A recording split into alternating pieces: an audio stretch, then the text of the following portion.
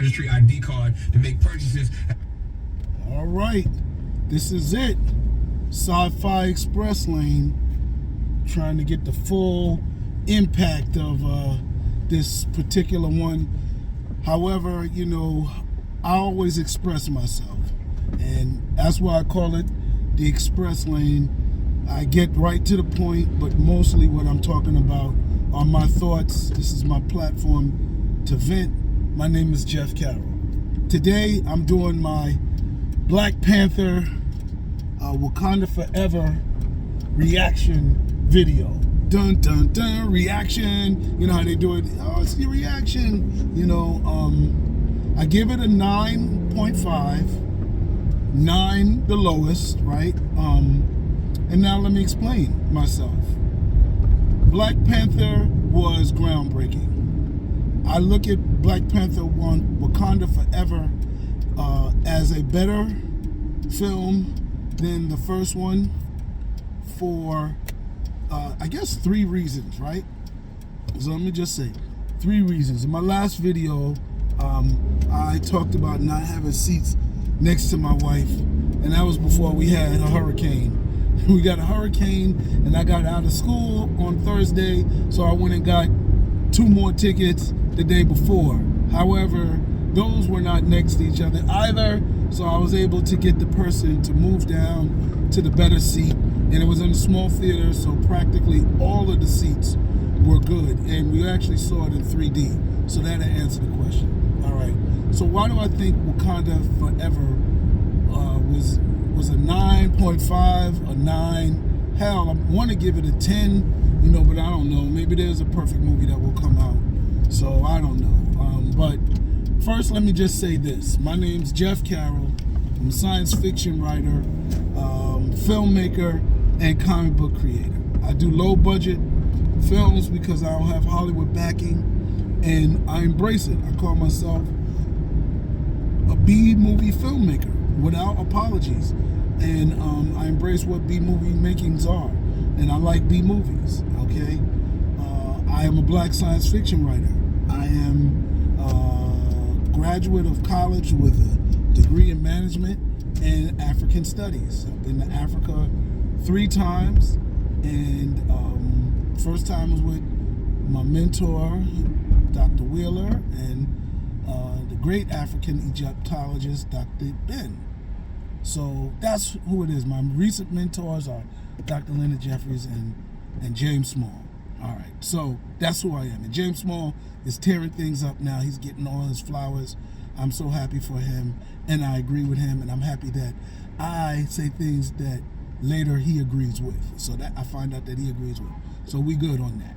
So all of those things that make up who I am are things that I do not shy away from when it comes to reviewing a movie, right?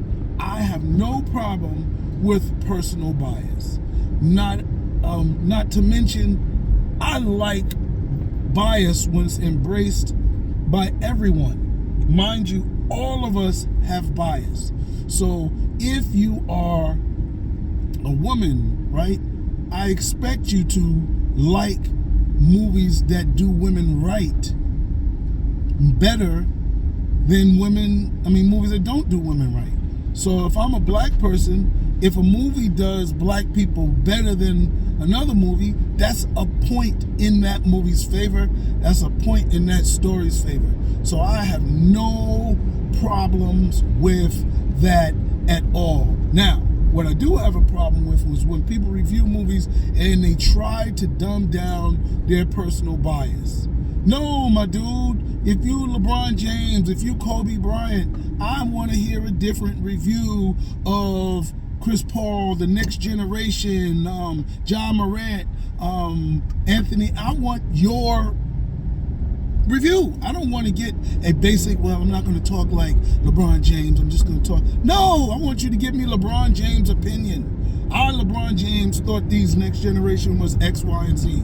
And then Jeff is going to get, I ain't never played in the NBA, so I'm going to give you mine. So when I give you a evaluation or reaction or anticipation. Or I'm speaking from a person who's made 6 movies, a person who's worked in film and television and entertainment for over 30 years, right? On top levels and on the independent level. So, I've written comic books, so I know what that's like. I've written books, I know what that's like.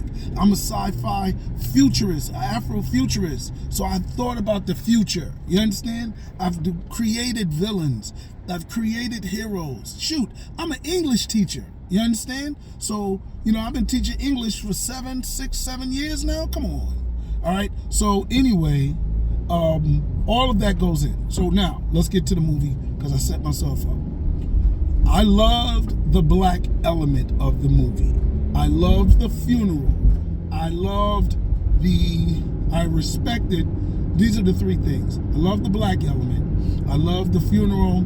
I love the way they put it together and treated Chadwick Boseman in this untimely death situation that happened to the film and of course happened to him and his family, right? So I like all of that. Why do I like the funeral? I've lost both of my parents. I've lost a cousin that was like a brother to me and significant people. Shoot, I lost my favorite older person, damn it, my cousin Reg. He's 70 years old. He died a week before his birthday. He was 69, he's gonna be 70. He's a New Year's baby, right? Now, I lost a friend that was a good comedian, one of my main comedian friends here in Miami. So he was my go-to guy and my last direct comic access that I could just say, hey, let's go have drinks. Anyway, and I was sitting back in January, all right? So death is all around me. But do I cry about it? How do I handle it? I look towards other mourning systems and I adopt and take from them. One of the problems that I see a lot of people have is they don't know how to appreciate life, so they don't know how to appreciate death. Or they don't know how to appreciate life because they don't know how to appreciate death, right? When my father passed away, I lost my Christianity, right? I changed my whole religion. I dropped Christianity. And it was probably ready to go, but I was still strong, right? I still didn't, practice or accept anything that, I probably still call things pagan, right? Now I am a pagan, right? Or what a Christian would call a pagan. I'm somebody that believes in the oneness of God. I go back and I even taught my students, look at the first commandment, thou shalt not have any other gods before me. What does that mean? Did it say God is the only God? No. It said don't put no other gods before me. Yes, the Christian God is a diva, right? And that to me opened up my understanding of kind of the attempt for humans to understand our connectedness. And Christianity and the Abrahamic religions is really just that. And so its goal is to get us to live on this planet healthy, productive, and in a good mental state. So when I have something like death and I'm not finding a way to handle it that well, I look beyond it a little bit. And that's when I like the way they do death and funerals. Shoot, they be it's almost like a celebration of life. That is an African American concept and term, but that comes from our African roots that we call things a celebration of life. Somebody passing, making their transition. Those are all our terms that we brought because, in Christianity, death is death, right? You done. You go to heaven or hell. In Black Panther, they introduced us to the ancestral plane. What?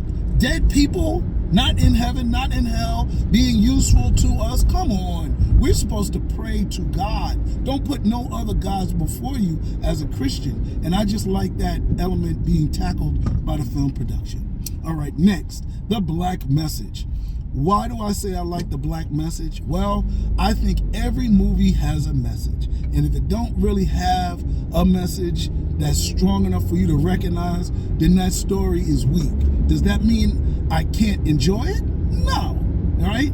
Some movies, I don't even know what the messages are. They're entertaining. But when it has a good message and it resonates and I agree with it, that takes the movie to that 8, 9, 10 level and beyond, right? I like V for Vendetta because I like the message. I like Starship Troopers because I like the message. I like this year, everything all at once because I like the message. I like the Woman King because I love the message. And Wakanda Forever, I love the message. What is about the message? Well, I like the way they put Neymar's backstory and his origin story as rooted in their last atrocity that damn near genocided his people, and that was the colonization by the conquistadors. How they ended up speaking Spanish, Brazil. I don't think they speak English down there, but in South America they speak Spanish and Portuguese, right? Brazil, I said Brazil. So I like that connection to not Submariner, Neymar character. I liked even the way they explained his name and they broke it down as somebody of love or something. And I gotta watch it again because I gotta remember how they broke it down. But they gave his name, Neymar, even meaning. They didn't even say Submariner in the movie. In the comic book, he was such a villain that I didn't even like him. So I have to go back on YouTube and watch some of the Submariner cartoon because my friend hit me to that. Shout out to Mark and Keith Wade. All right, so that's two. The third thing that, I said it already. I like the way they dealt with Chadwick's death. Somebody compared it to how DC in Dark Knight dealt with Heath Ledger's death. Now, Heath Ledger played the Joker, the villain, and Chadwick played Black Panther, the hero, right? But however, Heath Ledger's portrayal and both of their portrayals of the characters were so profound, so groundbreaking, so good that they stole the movie, right? So when they died, it didn't seem like the movies could go on. Dark Knight said, you know what, we got other Batman villains, we're not even going to deal with Heath Ledger, and we're going to keep it moving. Black Panther said, you know what, we're going to embrace his death, and we're going to show how Wakanda dealt with his death and allowed that to happen. Why does that work for me different than if Superman, Christopher Reeve died, or one of the Batman died, or shoot any other hero? Because Black Panther isn't a person. We've seen two Black Panthers in the movie, T'Challa's father and T'Chaka, right? They both, and I'm saying the names probably wrong because I don't remember the difference, but we saw two Black Panthers. Chadwick Boseman played the second one, and of course he was in 4 films, so we fell in love with him, and he did an amazing job. His father was the Black Panther in the first movie, and he got killed, and we didn't even know, we never saw him as Black Panther do anything really Black Panther, okay? However, he got blown up, you know, and he had, I don't know if he had the purple flower in him, but either way, bomb explosion destroyed him. So for a virus to take out Black Panther, Chadwick, even if he had the purple flower, we don't know what that virus was. I'm saying it was a space virus, and now it gives us a chance to go into space and do a third movie with some galactic Black Panther stuff and change all that stupidness up from the comic book that is some reincarnation of Black Panther. No, we're just going to say there's some space stuff come, and you know, there's space black people and they connected to the Wakandans. All right, let's do that. How about that, you know? So the next thing I want to say lastly, I love the way they had Black Panther, Chadwick's character, have a baby outside of the knowledge circle of Wakanda. I think it was sort of a betrayal to Wakanda for him to do that, but I'm cool with it because Wakanda had just experienced a Killmonger experience that they never had ever dealt with before. So for me, that is okay that he does something that he probably would have never done before, and that is to hide a child from Wakanda. And because he's kind of a, you know, he was going to be like a rogue Black Panther. He was going to not really follow the rules or be as bound to the rules as other Black Panthers because he saw what they did to Killmonger. the Black Panthers Ancestral Collective. They left this child in America.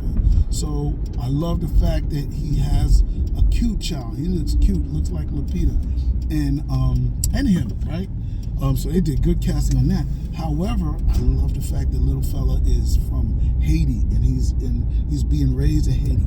I say that because regardless of whatever 1.1% Haitian blood I got in me, I respect the Haitian struggle and the Haitian plight, and it's a really beautiful thing. Jamaica has been done, maybe even give Trinidad, but I see the Haitian community really thriving here in the Miami area, and I love that element about it. Could he have done it in Brazil? Could he have done it somewhere else? Yes, no doubt, no doubt.